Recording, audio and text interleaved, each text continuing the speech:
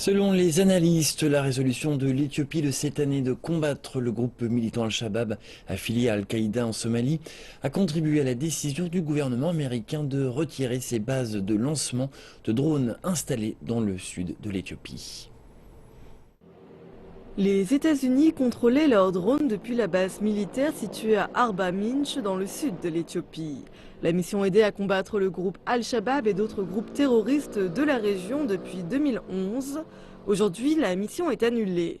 Le gouvernement éthiopien et les experts craignent une résurgence des activités terroristes.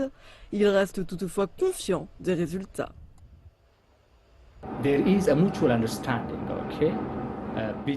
Il existe une entente mutuelle entre l'Éthiopie et ses partenaires dans le combat contre le terrorisme.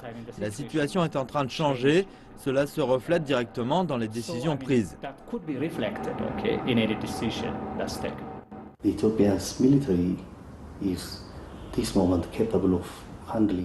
L'armée éthiopienne, du moment, est capable de s'occuper de toutes les missions de renseignement et de contrôler la zone.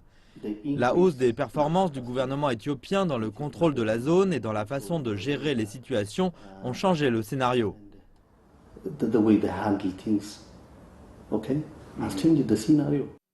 Les États-Unis exécutaient la mission de renseignement afin que l'Éthiopie utilise leurs drones.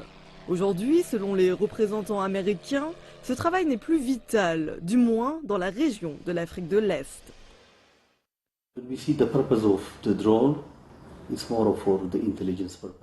Lorsque nous voyons l'objectif des drones, il s'agit plus d'un objectif de renseignement dans le combat contre le terrorisme.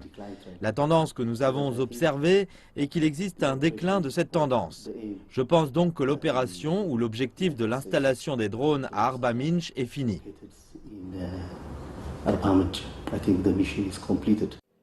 Les autorités éthiopiennes maintiennent que le retrait des installations de drones américains ne changera en aucun cas la coopération militaire et les partenariats dans la lutte contre le terrorisme.